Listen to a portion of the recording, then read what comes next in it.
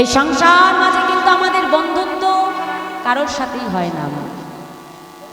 একটা খুব সুন্দর একটা কথা বলছি, দেখো আস্তে। একদিন পথে এক পাতার সাথে এক মাটির ডালার বন্ধুত্ব হয়েছে। তা বন্ধুত্ব হয়েছে দুটো চুক্তির দ্বারা। কি চুক্তি? না, মাটির ডালাটা বলছে, শোন ভাই, যখন দেখবি বৃষ্টি আসছে তখন তুই আমার উপরে উঠে বসবি। তাহলে তুই যদি আমাকে ঘিরে রাখিস তাহলে বৃষ্টি পড়লে আমি আর গলে যাব না, ঠিক আছে? এখন পাতা বলছে, শোন ভাই, তাহলে এটাই যদি হয় তাহলে আমারও একটা শর্ত আছে। কি?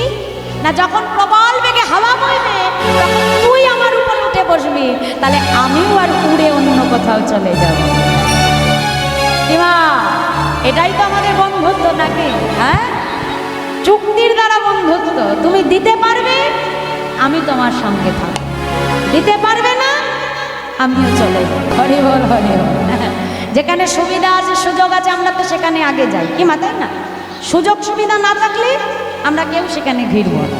হ্যাঁ, রাধে। তা একদিন কি হলো, মা গোবিন্দের ইচ্ছা, একই সঙ্গে একসাথে ঝড়ও এলো, বৃষ্টি এলো। কে কাকে সামলাবে? ঝড়ে পাতা গেল উড়ে, আর মাটির ডালা গেল গলে। বন্ধুত্বও শেষ। আমাদের সংসারের বন্ধুত্বটা এমন না। সংসারে যদি বন্ধু বলে কেউ থাকে, তিনি হলেন একমাত্র আমার অনাদি আদি গোবিন্দ। যেদিন এই সংসারে এসেছিলে, তোমার আপদ বিপদ সর্বদা যে তোমার সঙ্গে থেকেছে মা। আর যেদিন এই সংসার ছেড়ে চলে যাব, সবাই সেদিন আমাকে একা করে ফেলে চলে আসবে মা। কেউ আমার জন্য একটাবারও ভেবে দেখবেন আমার। সেদিন আমার জন্য পথের পারে একজনই অপেক্ষা করবে, তিনি হলেন আমার অনাদি আদি গোবিন্দ। তাই বলছে, দেখো ওই দেখো তোমার বন্ধু তরিতেছে ভব সিন্ধু। দেখো তোমার বন্ধু তরিতেছে ভব সিন্ধু। এক বিন্দু আশা তুমি করিও নয়া। হরি বল, হরি বল, বললে আমার। হরি বল, হরি বল, হরি বল, হরি বল, বন্ধি আমার।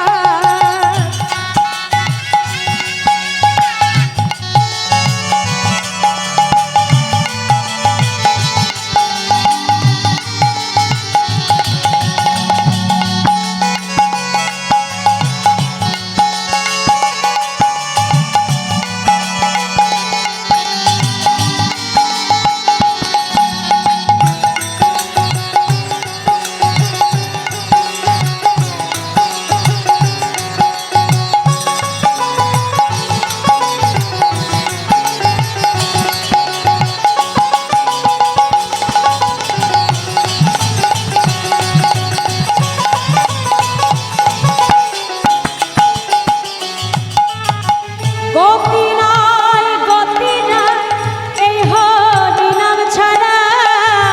বদন ভরিয়া গা হয়ে আত্মারা।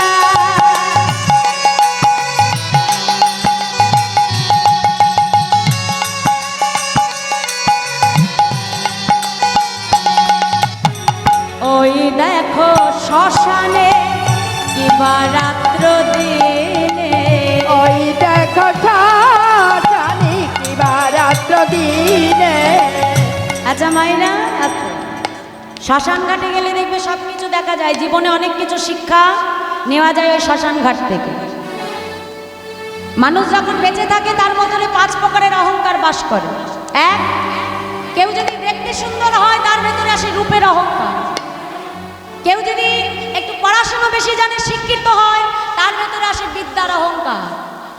কেউ যদি উচ্চ কুলে জন্মায় তার ভেতরে আসে জাতির অহংকার।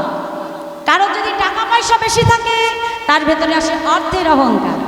আবার কেউ যদি দান ধ্যান করে তার ভেতরে আসে মহত্বের অহংকার। এই 5 প্রকারের অহংকার আমাদের মানব জীবনে বাসা বাঁধে মা। কিন্তু বাবা পাগলা বলছে, রে মন, ওই শ্মশান ঘাটে গেলে আমার সমস্ত অহংকার পুড়ে ছাই হয়ে যায়। ভাবো তো মা, আজ যিনি কোটি কোটি টাকার মালিক, তাকে যখন শ্মশান ঘাটে দাহ করে দেবে তার দশা কি হবে? এক মুষ্ট ছাই। আর যে পথের ভিখারি, যার কিছু নাই মা, তাকেও যখন দাহ করবে তার দশা এক মুষ্ট ছাই। বাবা পাগলা বছরে মোহ, তবে কিসের জন্য এত অহংকার করছো, যেখানে দিনের শেষে আমাদের সবাইকে মিলেমিশে এক জায়গায় চলে আসতে হয়। তাই বলছে যে দেখো, ওই দেখো শ্মশানে কিবা রাত্র দিনে, ওই দেখো শ্মশানে কিবা রাত্র দিনে, পুরিতেছে কত মানুষ কত অহংকার। তাই আসো মা, আজ আমরা আমাদের সবার অহংকারকে দূরে সরিয়ে রেখে সবাই মিলে বাহু তুলে একসঙ্গে বলবো, হরি বল হরি বল মন রে আমার, হরি বল হরি বল মন দিয়ে আমার, হরি বল হরি বল মন রে আমার, হরি বল হরি বল মন দিয়ে আমার, হরি বল হরি বল মন রে আমার, হরি বল হরি বল মন রে আমার।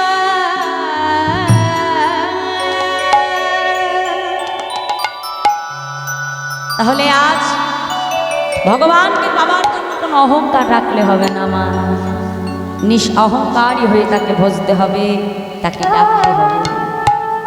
গোবিন্দ ঘোষের স্ত্রী যখন দেহ রাখলো, পাড়া প্রতিবেশী এসে ধরাধরি করে তার শেষকৃত্য সমাধা করে দিল। দেখতে দেখতে তার পুত্র বয়স হয়ে গেল 5 বছর। এখন ওই গোপীনাথ যখন মাঠে খেলতে যায়, খেলার শেষে দেখে সবার মায়েরা এসে তার সন্তানকে কত আদর করে, কাছে টেনে নেয়, কিন্তু গোপীনাথকে কেউ কাছেও নেয় না, কেউ কোলেও তোলে না। ছুটতে ছুটতে বাবার কাছে এসে দাঁড়িয়ে ডাকছে, বাবা, ও বাবা, এ জগতে সবার তো মা আছে, কিন্তু বলতে পারো আমার মা কোথায়? কেন কেন আমার মা কখনো আমাকে গোপীনাথ বলে ডাকে না? কেন আমাকে কোলে তুলে নেয় না?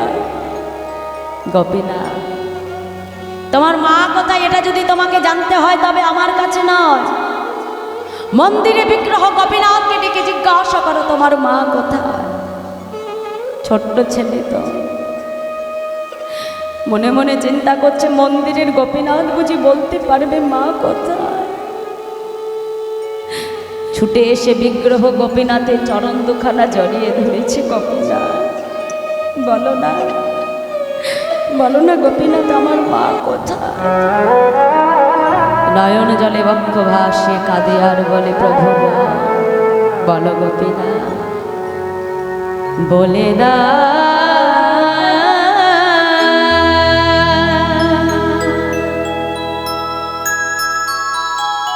হে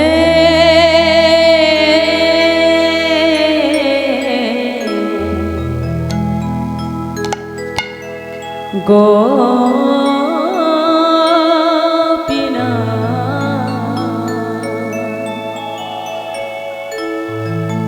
বলো কোথায়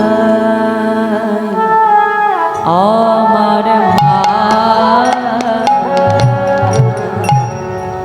বলে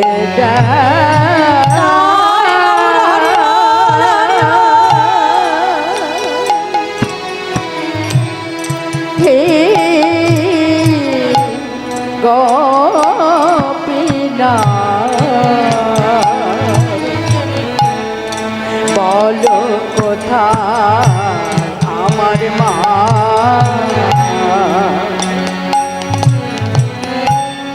ডাকি আমি মামা বলে, মাঝে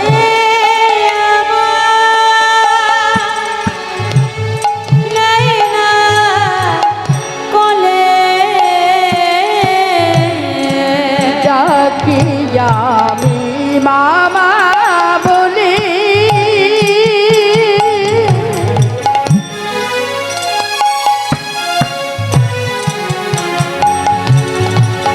মাঝে আমার নাই না কোলে হারিয়ে গেছে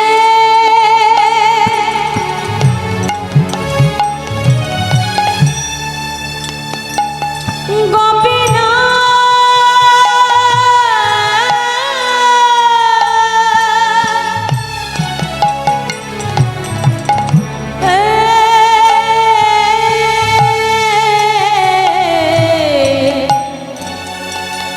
গোপীনা হারিয়ে গেছে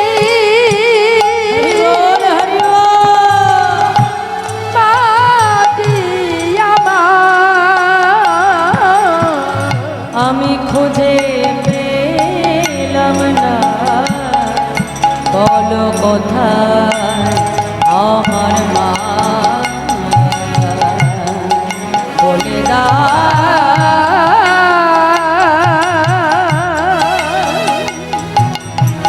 হে গোপীনা বলো কোথায় আমার মা বলো কোথায় আমার মা বলো কোথায় আমার মা গোপীনা গোপীনা আজ তোমাকে বলতে হবে গোপীনা বলো বলো আমি কি অপরাধ করেছিলাম তোমার চরণে দয়ামা কেন কেন তুমি আমার মাকে কেড়ে নিলে প্রভু বলো দয়ামা কেন কেন আমার মা কখনো আমাকে আদর করে না দয়ামা কেন আমাকে গোপীনাথ বলে কাছে টেনে নেয় না প্রভু এ জগতে যে সন্তান তার পিতা মাতাকে হারায় মা একমাত্র সেই সন্তানই জগতে বোঝে যে পিতা মাতাকে হারানোর কতটা বেদনা কতটা যন্ত্রণা যে পিতা মাতার কাছে সন্তানের মনের কষ্ট কখনো মুখ ফুটে বলা লাগে না গো যে মা সন্তানের বদনটা দেখলেই বুঝে যায় আমার সন্তানের মনের কথা সেই সন্তান যখন জগতে তার মাকে হারায় একটা কথা যেন মা জগতে কোনো সন্তানের যদি পিতা মারা যায় মা কিন্তু তাকে যেমন করেই হোক মানুষ করে তুলতে পারে কিন্তু যার মা হারিয়ে যায় মা জগতে সেই বোঝে যে মাকে হারানোর কতটা বেদনা কতটা যন্ত্রণা আর ছোট্ট গোপীনা ভগবানের চরণ ধরে কাঁদছে প্রভু বলো বলো দয়াময় আমার মা কোথায় কেন কেন তুমি আমার মাকে কেড়ে নিয়েছো প্রভু আজ তোমাকে বলতে হবে বলো বলো আমি কি অপরাধ করেছি তোমার চরণে দয়াময় সন্তানের কষ্ট পিতা আর সহ্য করতে পারে না মন্দিরে ছুটে এসেছে গোপীনা কে বলেছে তোর মা নেই ও গোপীনা আজ থেকে আমি তোর মা আজ থেকে আমি তোর বাবা আজ থেকে তুই আমাকে মা বলে ডাকবি গোপীনা ছুটে গিয়ে যেই না সন্তানকে কোলে নিতে গেল মা দেখে পুত্র গোপীনাথের মুখ থেকে ঝলকে ঝলকে রক্ত ধারা বলছে করে উঠল গোপীনা না দয়াময় না তুমি আমার মাধবীকে কেড়ে নিয়েছো, আমি তোমাকে কিচ্ছু বলিনি প্রভু। আমার আমার সন্তানকে তুমি কেড়ে নিও না দয়াময়। আমার পুত্র ছাড়া যে আমার আপন বলতে আর কেউ নাই প্রভু। আমার আমার পুত্রকে তুমি কেড়ে নিও না দয়াময়। আমার আমার সন্তানকে তুমি কেড়ে নিও না প্রভু। পুত্র গোপীনাথকে বুকের মধ্যে জড়িয়ে ধরে বিগ্রহ গোপীনাথের সম্মুখে চিৎকার করে কাঁদে আর বলে, প্রভু গো, কেড়ে নিও না,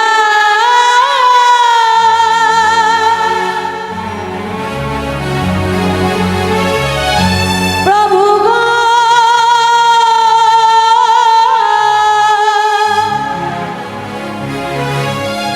কেড়ে নিও না,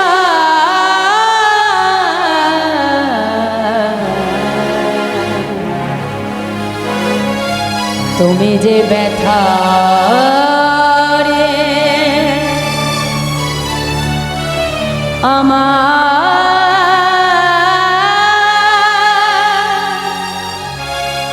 ব্যথা দিও না প্রভু। তুমি যে ব্যথা হারি আমার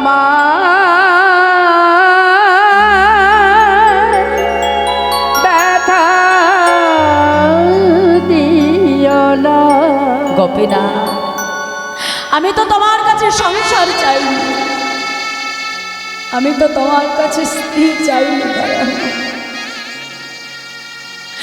আমি তো তোমার কাছে পুত্র চাইনি প্রভু। কেন কেন দিলে তুমি আমার সংসার? কেন কেন দিলে আমার স্ত্রী? কেন দিলে আমার পুত্র দয়াময়? আর দেবেই যদি, তবে কেড়ে কেন নিলে প্রভু? দিলে যদি পুত্র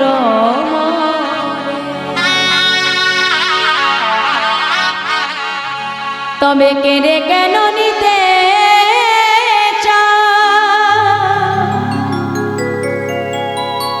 সইতে পারি না প্রভু গো,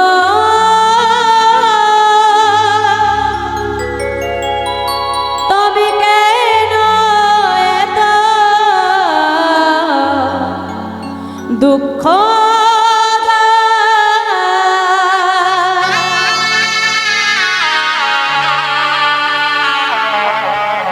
এ বিষম বেদনা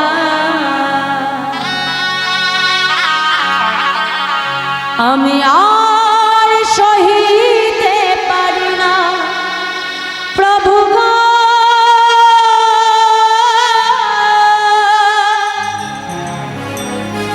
সহিতে পারি না।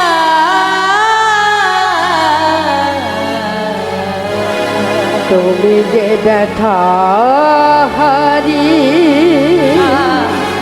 আমার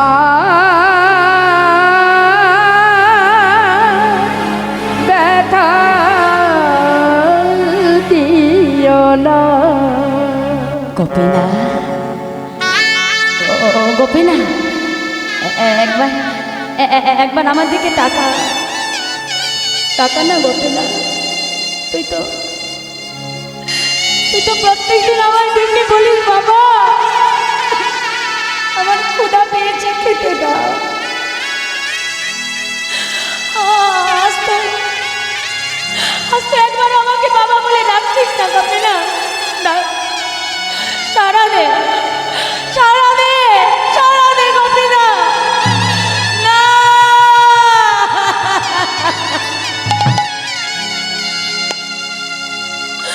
না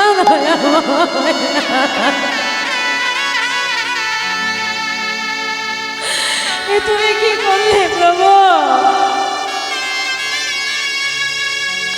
আজ তুমি আমার পুত্রকেও কেড়ে নিলে দয়াময়। তুমি কি করলে? শুনে রাখো প্রভু, আজ থেকে এই গোবিন্দ ঘোষ আর তোমার সেবা পূজা করবে না। না না না দয়ামা, আজ থেকে তুমি যেমন অনাহারে থাকবে, আজ থেকে তোমার ভক্ত গোবিন্দ ঘোষ অনাহারেই থাকবে। দেখি কত কত তুমি আমাকে কাঁদাতে পারো দয়ামা, কত কত তুমি আমার চোখের জল সইতে পারো, কত তুমি আমার পরীক্ষা নিতে পারো। আমিও দেখতে চাই প্রভু। নিজের হাতে নিজের 5 বছরের পুত্রকে সমাধিস্থ করে দিল, নিজেও কিছু সেবা করে না, ভগবানকেও কিছু সেবা দেয় না। মামা দেখতে দেখতে 1 দিন 2 দিন 3 দিন হয়ে গেল। মন্দিরে শুয়ে শুয়ে নয়ন জলে বক্ষ ভাসিয়ে কেঁদে কেঁদে বলে, প্রভু ভগবান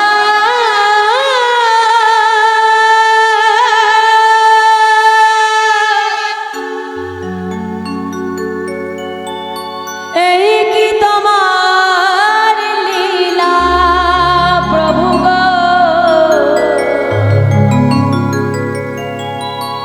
এই কি তোমার লীলা। ভগবান হরি হরি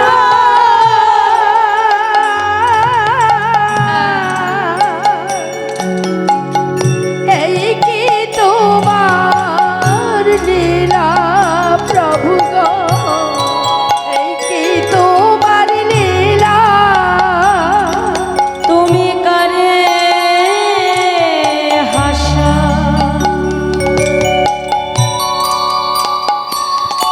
আমার করে কাঁদা, তুমি কারে হাসা আমার কারে কাদা। তুমি করে হাসা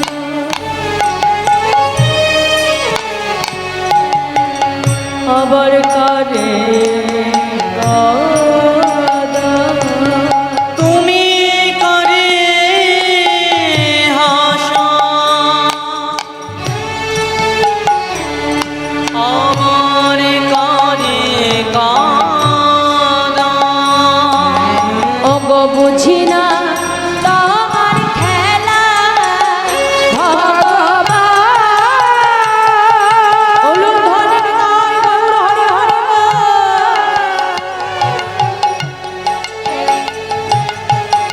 এই কি তোমার লীলা, প্রভু এই কি তোমার লীলা।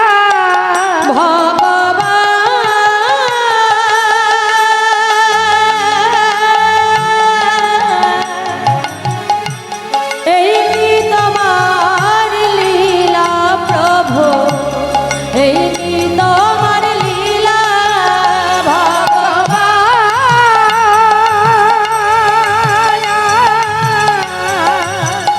এই কি তোমার লীলা, প্রভু এই কি তোমার লীলা।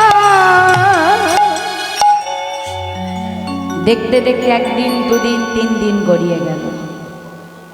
ভগবান দেখছে এমনভাবে যদি চলতে থাকে আমার গোবিন্দকে আমি আর প্রাণে বাঁচাতে পারবো না। ভক্তের কষ্ট ভগবান যে সইতে পারে না গো বাবা। ভগবান কি করলো জানো? পাথরের বিগ্রহ গোপীনাথ থেকে মা আজকে সচল মূর্তি ভগবান ধারণ করে পুত্র গোপীনাথ হয়ে শিহরে এসে ডাক দিয়েছে, বাবা ও বাবা। কে আমাকে বাবা বলে ডাকে? না না, আমি কারোর বাবা না, আমাকে কেউ বাবা বলে ডেকো না। বাবা, এ জগতে কোনো পিতামাতার যদি 2টি সন্তান থাকে, যদি একটা সন্তান অনাহারে থাকে আরেকটি সন্তানকে বুঝি অনাহারে রেখে দেয়। আজ 3 দিন হয়ে গেল তুমি আমাকে সেবা দাওনি বাবা। তুমি যে আমাকে গোপীনাথ বাবা বলে ডাকছো, তুমি জানো এ জগতে প্রত্যেকটা পিতামাতা একটা সন্তান কেন চায়? যাতে শেষের দিনে ওই সন্তান নিজে হাতে পিতামাতার শেষকৃত্য সমাধা করে। তুমি যে আমাকে বাবা বলে ডাকছো, বলো শেষের দিনে তুমি আমার জন্য ধরা পড়বে গোপীনাথ? পড়বো বাবা। আমার জন্য কাঁচা পড়বে? পড়বো বাবা। গোপীনাথ আমার জন্য তুমি হবিষ্যি অন্ন খাবে গোপীনাথ? খাবো বাবা। গোপীনাথ আমার জন্য তুমি পিণ্ড দান করবে গোপীনাথ? বাবা আমি কথা দিলাম, যতদিন পৃথিবীতে চন্দ্র সূর্য উদয় হবে ততদিন আমি তোমারই পুত্র হয়ে আমার নিজের হাতে তোমার অন্তিম ক্রিয়া সমাধা করে যাব। নিতাই গৌর হরি বল। হরি বল, হরি বল। দেখতে দেখতে গোবিন্দ ঘোষেরও শেষ সময় উপনীত হয়ে গেল। মন্দিরের গোপীনাথকে নিজের পুত্র গোপীনাথ মনে করে ডাকছে, গোপীনাথ আমার তো যাবার সময় হলো, আমাকে একটু মন্দির থেকে চরণামৃত এনে দিবি গোপীনাথ। ভগবানের লীলার কি মাধুর্য! নিজে মন্দিরে প্রবেশ করে ভগবান নিজের হাতে নিজের চরণটাকে ধৌত করলেন। নিজের চরণ ধোয়া জল নিজেই এনে ভগবান পুত্র হয়ে গোবিন্দ ঘোষের বদনে নিজ হাতে সেবা করিয়ে দিচ্ছে। বাবা এই নাও সেবা কর। গোপীনাথ আমার তো যাবার সময় হয়েছে, আমাকে একটু হরিনাম শোনাবি? নিশ্চয়ই শোনাবো। পিতার শিহার থেকে করতাল নিয়ে পিতাকে ঘিরে ঘিরে গাইতে আরম্ভ করলে, হরে কৃষ্ণ হরে কৃষ্ণ কৃষ্ণ কৃষ্ণ হরে হরে হরে রাম হরে রাম রাম রাম হরে হরে হরে কৃষ্ণ হরে কৃষ্ণ কৃষ্ণ কৃষ্ণ হরে হরে হরে রাম হরে রাম রাম রাম হরে হরে। হরিনাম শুনতে শুনতে গোবিন্দ ঘোষ দেহ রাখলেন। যখন তিনি দেহ রাখলেন তার মনের শেষ বাসনা ছিল ভগবান যেন তারই পুত্র হয়ে নিজের হাতে তার শেষকৃত্য সমাধা করে। তাই ভগবান আমার ভক্ত বাঞ্ছা কল্পতরু আজও পর্যন্ত সেই অগ্রদ্বীপের মাটিতে দাঁড়িয়ে গোবিন্দ ঘোষের জন্য ভগবান নিজ